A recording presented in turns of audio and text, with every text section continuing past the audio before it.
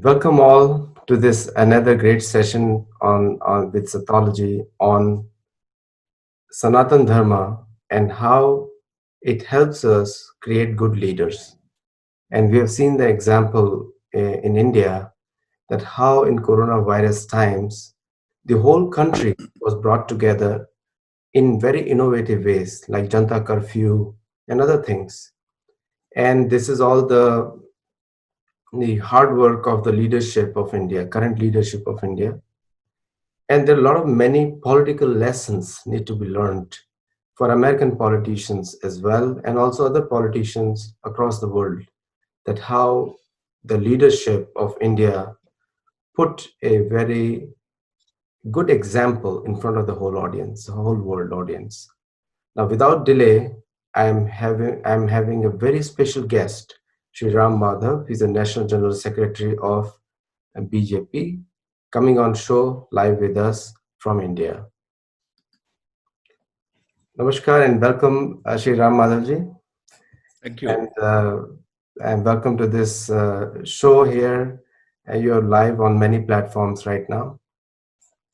So, first of all, before I start off, in your last discussion, you made such coherent points to the American Hindu audience and other communities in the US that there was a demand by the students for this special session from you, and they wanted to see how you can what you can share which they can take in their courses as some kind of lessons learned from a live example. So without keeping you waiting, my first point is that this Modi, the government that you have running in India, has so successfully used Sanatan Dharma principles in governing India in a large way for the benefit of all. And I like the slogan which you had, Sabka Saath, Sabka Vikas, and Sabka Vishwas, which means that bringing everyone together and winning everyone's confidence and getting the cooperation from all. So, can you please start your talk by explaining this particular topic which Modi ji has achieved? Thank you. And my pranams to all the participants. My namaskars to everybody.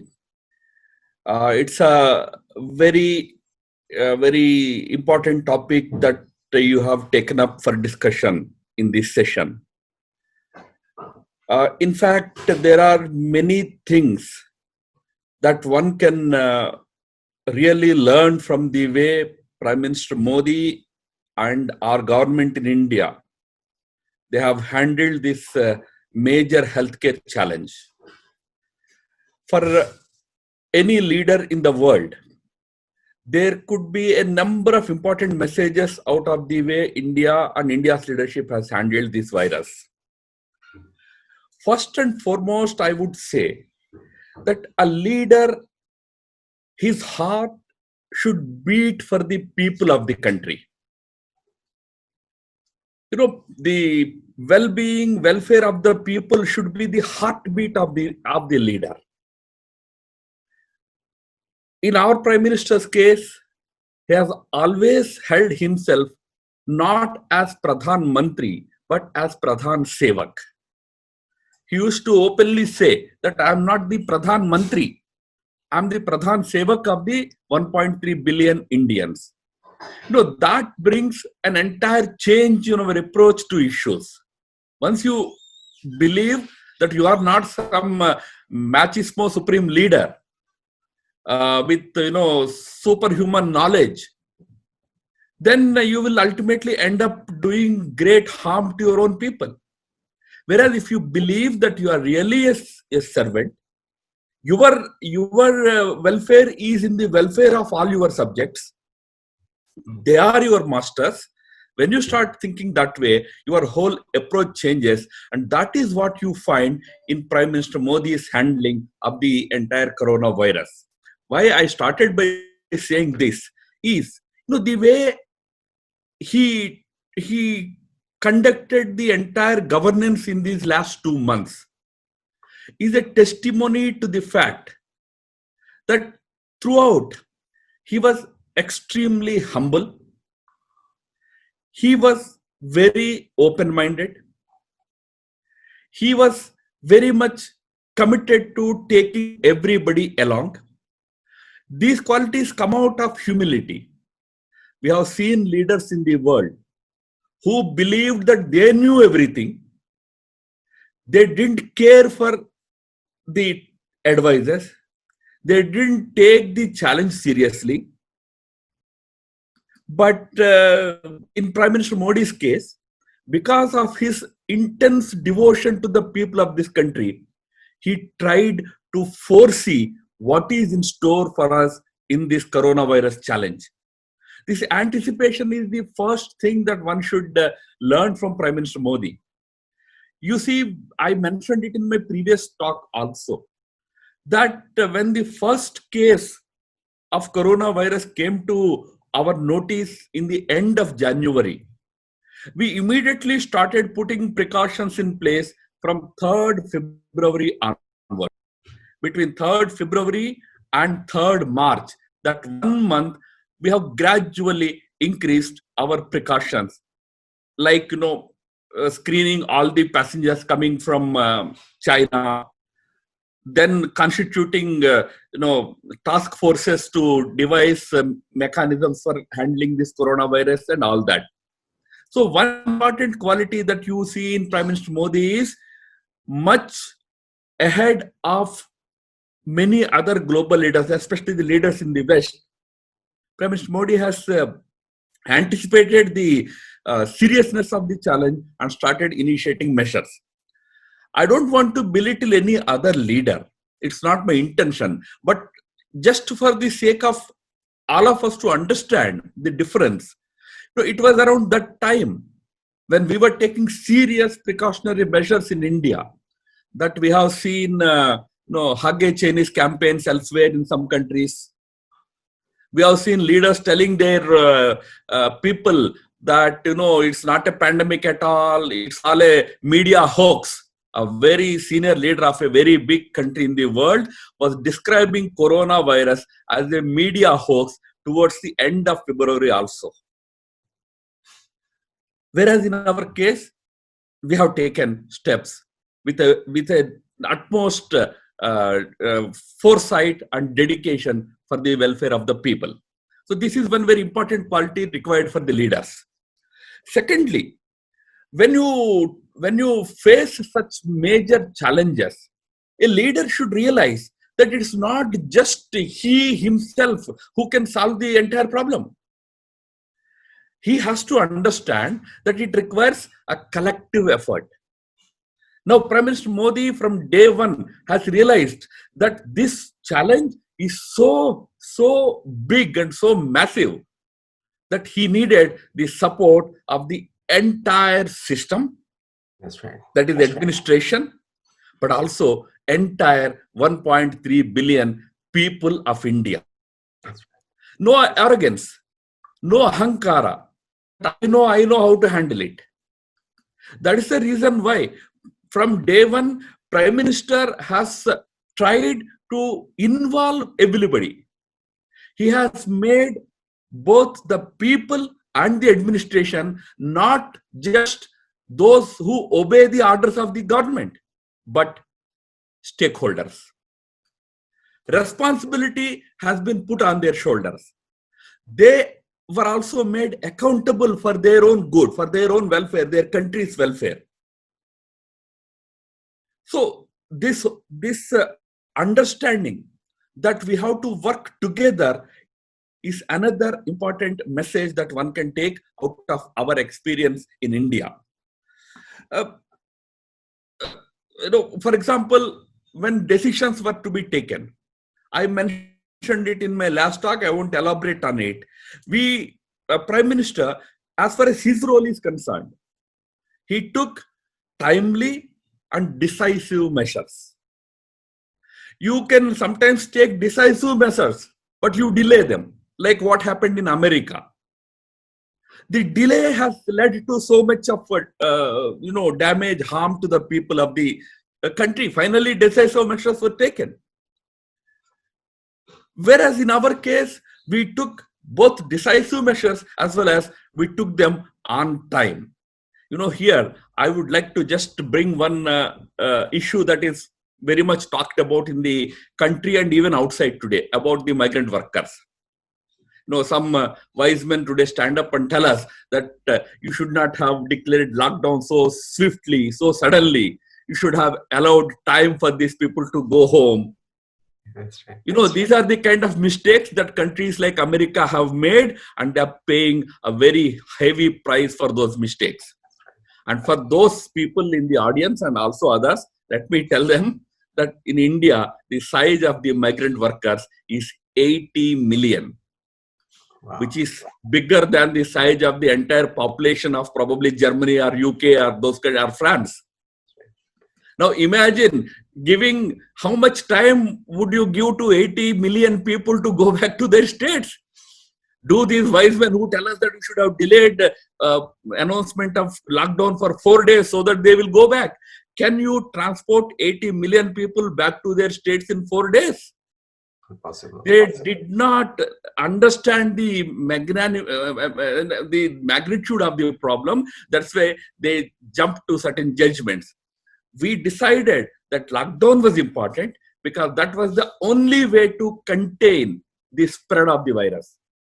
That means just as Prime Minister, ministers, people like us, we were all stuck to our homes and our own places. Even the migrant workers, ordinary people, are expected to stick to their places. It is the responsibility of all of us to make sure that they lead their lives peacefully without any hindrance, but they stick to their places. Before I move to the next point, let me just make one, give one piece of information here. Those visuals of migrant workers walking, facing lots of difficulties, really heart-wrenching even for us. We are also very sorry about what has happened to certain sections of our migrant workers. But remember, out of the 80 million, about 6-7 million people only have undertaken those perilous journeys in the last 2 months. That means more than 70 million are still stuck to their places. They are still staying in their places. They have not undertaken this journey. Why did it happen? Because we did not just announce lockdown without thinking about them. The government has thought about them. That's why Prime Minister has given a call to the employers not to discontinue their salaries. Governments and non-governmental organizations have taken care of their welfare so that they need not leave their places and embark on a very hazardous journey back to their places. So why I mentioned it was because when you need to take a tough decision, you should take a tough decision. That capacity should be there in the leader, and it has to be a timely decision. That vision also should be there in the leader. Then I talked about involving stakeholders. Remember, certain countries believed that it is certain leaders rather believed that it is their own, within their own powers to contain this virus. So they decided that for me to successfully contain it, I need more powers. So they took more powers from parliament in some cases. In some countries, they decided to deploy their armies on the streets. They wanted to use their own power, the power that they accrue out of their position, assuming that they would be able to battle successfully with this virus. But whereas Prime Minister Modi's way was to involve all the different stakeholders. First and foremost was the administration. I mentioned about it in my last talk, how the administration was successful in handling this virus. The same administration, the same bureaucracy, the same healthcare establishment, the same police, which normally you are also Indian origin people, you always criticize them as inefficient and corrupt. This is generally the understanding about Indian administration. But look at the way they stood up today. Look at the way they served the country in the time of the crisis, because the leadership has not just seen them as public servants, is the word that you use. Rather, they were made stakeholders. Do you know that in India, during the entire coronavirus period, all the media briefings, all the public interface was done by the officials? That's right. I know in countries like America, passes without President Trump making one announcement or the other. But whereas maybe that is their system, I'm not nobody to judge on it. But as far as India is concerned, every day the bureaucrats will come before the people and tell the people what are the steps that they are taking. Why was it planned that way? Because after all, bureaucracy has to be made accountable. That's right. They have to understand that they have a responsibility to the people. And I tell you, as politicians, we will all be eager to go to the media and tell how much we have done and all that. As politicians, we have that urge. But Prime Minister decided that yes, politicians can always tell their stories of success later. But today, it is a question of responsibility that our bureaucracy shoulder the responsibility. And I am so happy to tell you that our bureaucracy has shown wonders. Then, as I mentioned, making the entire population also stakeholders.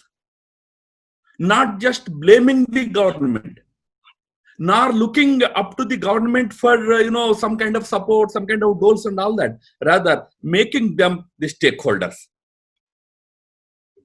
So, in that, there should not be any politics. In fact, one of the reasons why politicians took a backseat, in fact, many people sometimes in India also ask me, why is it that ministers are not seen talking about this virus, the fight against virus? Why is it that politicians are not seen? Because this is not a question of politics for us. Politics has to take the backseat, and 1.3 billion Indians have to stand united as one people. No, Prime Minister Modi, when he addressed the people, this is what he tried to convey to them. It is our joint fight. In fact, in one of his speeches, he used a Vedic hymn, Vayam Rashtre Jagruyama. He left it at that. There is when you complete that hymn, it completes, the last word is Purohita. Vayam Rashtre Jagruyama Purohita. He did not use it for whatever reason it is. Maybe our seculars will pounce on him when you talk about Purohita. They only see Purohita as a Brahmin, a caste and all that. Purohita in the Vedic period meant those who have the hit of Pura at heart, the welfare of the community or the city or the dwelling or the nation. Right. So he told the people, we are all awakened people for the welfare of the entire country, entire population. So he put the onus on the shoulders of the people. So he asked them to remain in houses. He gave them a practice. So one day, a trial run. And the response that we got, for that Janata curfew, what we called it, who would have not accepted had Prime Minister declared that today I am shutting down, I am imposing curfew. Today in many of the US cities, you are all facing curfew. But that is not Janata curfew. Yeah. In India, Prime Minister has introduced this idea of Janata curfew. Let people decide that in this fight, we are with the government, we will stay home. So making people stakeholders was a very significant thing that Modi has taught to all of us, but also to the entire world. Similarly, rising above politics, India is a federal country. If federal stakeholdership, states have to feel, state governments have to feel that they are also equally responsible in this fight. It is not just Modi's fight. It is the fight of every chief minister, every state government. Towards that end, Prime Minister has regularly made consultations with all the state governments. He would meet with chief ministers almost on a weekly basis. Similarly, he tried to reach out to every political party. India is a multi-party democracy. We have, in our election commission, we have 1,600 parties registered. Obviously, no leader can reach out to 1,600 parties. But, all the important leaders, he personally spoke with them. with the opposition leaders, senior leaders, leaders of even parties with few members. He reached out to everybody and appealed to them that I don't see any politics in it. Please, you also don't see any politics in it. It's another matter. Some of our opposition friends, they could not but see politics in all this. It's an unfortunate reality, the reality we suffer in many democracies. But as far as the Prime Minister is concerned, his whole effort was, when the question of pandemic comes, there is no party. We are all together. The question of revival, how do you come out of it? One needs to be very sensitive in looking at it. You know, when crisis erupts, it's easy to tell that if you loot, I will shoot. It's easy for any leader to declare that. But a sensitive leader, a leader whose heart beats for the people, should think differently, as our Prime Minister thought. Mistakes will be committed. In India also, there are certain groups, like for example, Tablighi Jamaat. They behaved in an irresponsible manner. They became the primary catalysts of the spread of this virus, primarily. There were several other reasons. I'm not saying only one group was responsible. But in spite of many people trying to turn it into a kind of a religious issue, trying to blame entire Muslim community, Prime Minister never allowed that kind of thing to happen. Even those infected among the Tablighi Jamaat people, they also need to get cured. They also get treatment. Maybe some people have committed mistake. We will think about it at an appropriate time. Right now, it is a question of unite against the virus. So that shows the sensitivity towards the people. When I say sensitivity, Prime Minister has reached out to several hundred senior citizens in the country. He collected the telephone numbers of those people, called them up directly, appealed to them to be careful. I mean, Corona would affect the old people quickly. So he spoke with them. He told them to be healthy, be careful. So he basically showed his concern for various sections of the people. And involving people, even those people who are themselves probably susceptible to these things, also to tell them that we all have to help those who are suffering. You know, the program that Prime Minister gave to people of the country is a unique program. Feed the Needy is one program he gave to the country. Now, Feed the Needy, what the program was, because of the lockdowns, probably many people would be suffering from shortages of food and daily needs. So he asked the people that, why don't you come forward? A family can feed 5 people. This is not just limited to people. The appeal went to even feeding the animals, the dogs on the street, the cows, the other animals. These are the unique but important things that show the sensitivity of the leader, who is sensitive to the concerns of the people. So that sensitivity reflects in Prime Minister Modi's revival plan. You know, many people in our opposition also have suggested that why don't you give some $100 to every poor family in the country. In fact, our main opposition has suggested keep giving $100 per month to all the poor families in the country until next year. It's an easy way. Through different means, our government has given not $100 but $150 to many poor people. But what Prime Minister did was, he did not stop at giving certain immediate financial relief measures to poor people. He looked at the long term. They mentioned in India, we have close to 80 million migrant workers who go to another state. Another 60 million migrant workers who work in their own state but don't work in their own district. They go to another district for work. This is 140 million. And total working class in India is 400 million.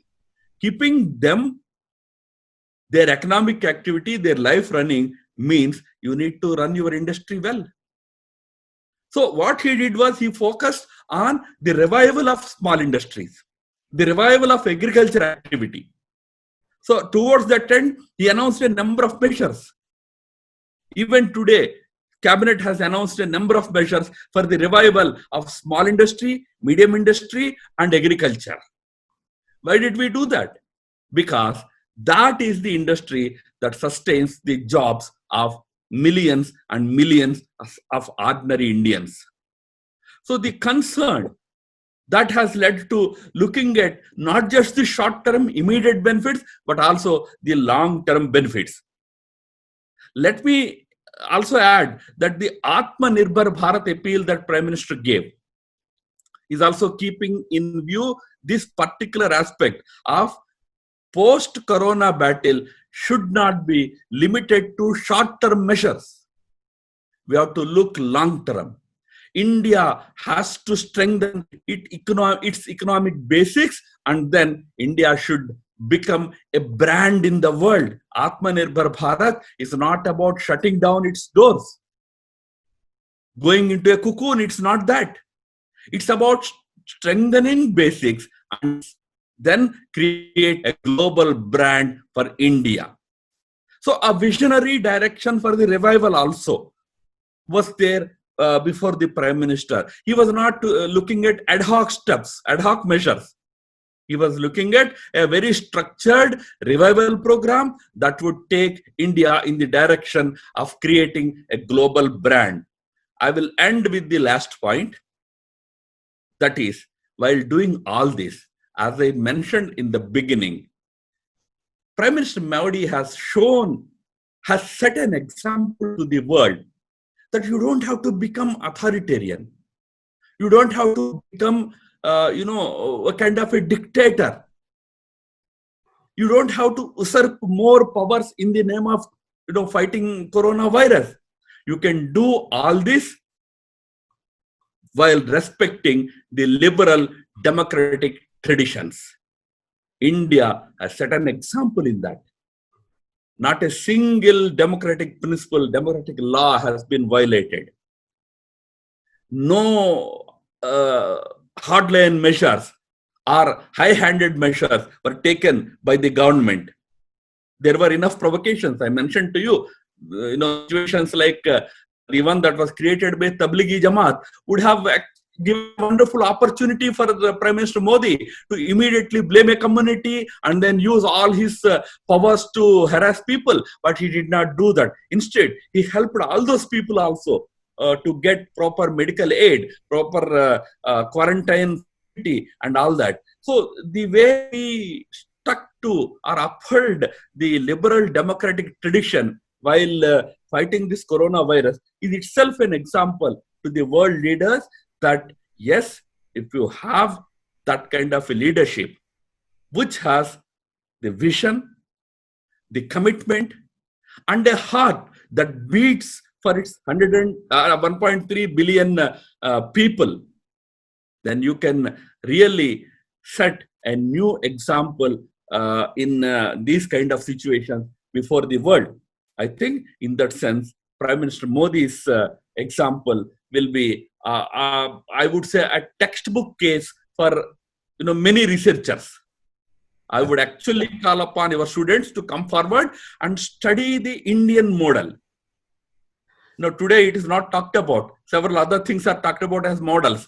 Actual model to study is Indian model. Why? Because a country with 15% of the world's population. Remember, we are 15% of the world's population. Registering not even 1,100,000 positive cases as on date. Just around 100,000 positive cases. It is a remarkable thing. How has it happened? It's a major study. In that you will find many of the things that I mentioned, but many more that I could not mention because of the constraints of time. So it's a good topic for many young researchers to come forward. I appeal to your students to come and study this model of Modi's fight against coronavirus for learning a lot of leadership related tips. I thank you once again for this opportunity and end my presentation here. Namaskar. I have one question for you. The next one we have. See, the in the European model is called social liberalism, and the American model, which came out to be, was classical liberalism, which means that the government gives all the freedom and everything. And in social liberalism, the unionism and the grouping of things, they come together. But the Indian model is very different. I call it the Arthashastra, which is the Indian model. There are three different philosophies. Now, what has happened is that most of the academics, we work a lot with academics. So in the academic world, which is the ideal idea creation for North America as well as for Europe. Now, for them, this is the first time in last 70 years after I would say after the World War II, a large country has been able to carry together everyone together and bring forth or fight a disease which was never seen. This is the first time it has happened after World War II. So if the USA has imposed, like you said, a lot of restrictions by the administration. European countries are mostly closed. Most of them are closed. And in Brazil, there is a severe lockdown now happening because to prevent the spread.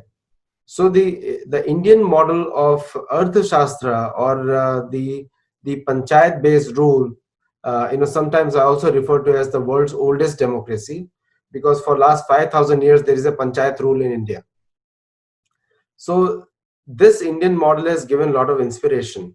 So there might be a time now that this model of Arthashastra from India may be discussed a lot in American academic circles in a big way now, because of Narendra Modi's government's success in bringing together all sections of society without the use of authority. This itself is the biggest lesson for the academics, that this can be done. So what is your take on that? That how can India start exporting this new model of governance to the whole world?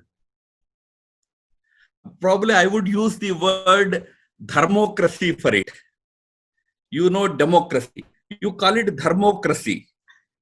A model on all those principles that you talked about, Arthashastra, for example, one of the major principles in Arthashastra was Praja Sukhe Sukham Rajan. I mean, the welfare of the king lies in the welfare of the people. Correct. This is one of the fundamental principles of Arthashastra. In fact, Arthashastra insists that the king should lead the life of the last man in his kingdom, not the top man.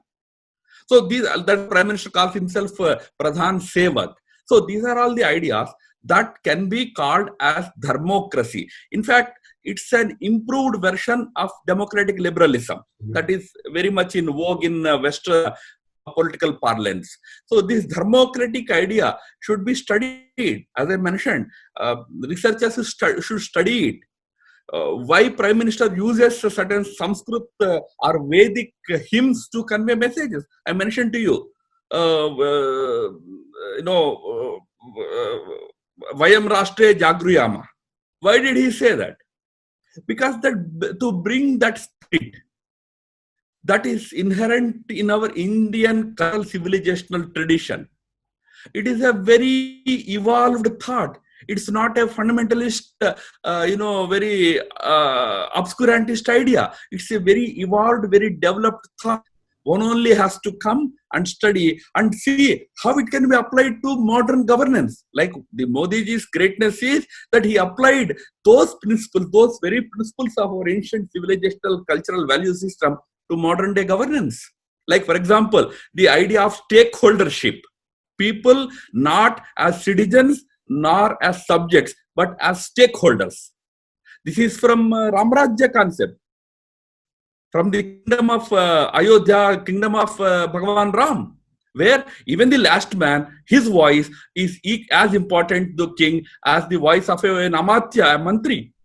So this is the model that one has to really study. So in 1965, the founder of ISKCON called democracy as demon crazy, and we saw many evolutions where the many governments have done in a different way. And this will be my last point because I know you have to go for another meeting. That you gave a very fantastic word called thermocracy, and I really like that word which you said. And I think there'll be a lot of debate on this in the student circles. So one of the student has come up with a new term, which was he wants to put it to you, and I'll put it to you for him. Is that he was saying that if the India being the largest democracy in terms of numbers, and they could manage their society despite having a lot of colonial policies still intact, the laws still there. Like for example, 1920 Police Act, which was done by the British, is still active in India with a lot of amendments, of course. But what he was saying that with all the constrictions, Prime Minister Modi was able to take out a fine line between all the points, and especially you are a thinker of BJP. What will happen if little bit more relaxing the laws and the rules, and if India continues on this path of dharmocracy, how stronger India can become? The last comment from you, and after that we'll end the talk. Thank you. Today, for example, we are opening up our lockdown situation. We are easing lockdown measures. But if you see in the country, you see a lot of orderliness, lot of discipline, people helping others. In fact, the 2-month period has been a great eye opener to many of us. You know, people like pushcart vendors. In fact, Prime Minister Modi has mentioned about some such individual pushcart vendors who earn their daily bread by working for 12 hours on the streets in searing heat. Such people, they have saved, one person has saved 500,000 Indian rupees for the marriage of his daughter. He took out all that money and distributed it to the poor people during this corona crisis. Another pushcart vendor used to prepare food, 100, 200 packets from his own money and go and distribute it on his same pushcart on which he used to sell vegetables. He would distribute food to the poor people. This is how the country has taken up the stakeholdership for the well-being. This model is going to certainly be a big revolutionary model for the world. You have seen in 18th century, 19th century, Enlightenment era scholars, utilitarianism, Marxism, all these political theories. Let me tell you, 20th century has not produced any political theory. That's right. But 21st century will produce a political theory, a social theory that will emanate from India, from the model that we have in vogue today. As far as the constitution is concerned, let me tell you, that is our present day Dharma Shastra. It is a universally accepted constitution for all the Indians. We respect it. We see it as like at one point there were different Dharma Shastras in different times in India. For the 21st century India, our own Indian constitution is our Dharma Shastra. We will amend it from time to time to suit the changing times, but that is our guiding light in our journey as a democratic or dharmocratic nation. No, I really like the term dharmocratic, and I wish very good luck. And we as American Indians and American Hindus, we fully here to support you. And also a lot of American students who are not from Indian origin people, they also have expressed their thanks for this talk. And I think somebody may take up this opportunity to write a dharmocracy article for one of the major universities in USA. And I think that time we're going to quote you, that you are the ones who told us about this topic here. Thank you, Ram Madhavji. Namaskar. And we will again call you with some other topic like this, dharmocratic topic. And till then, and very good luck to you for what you are doing for India. Namaskar. Namaskar.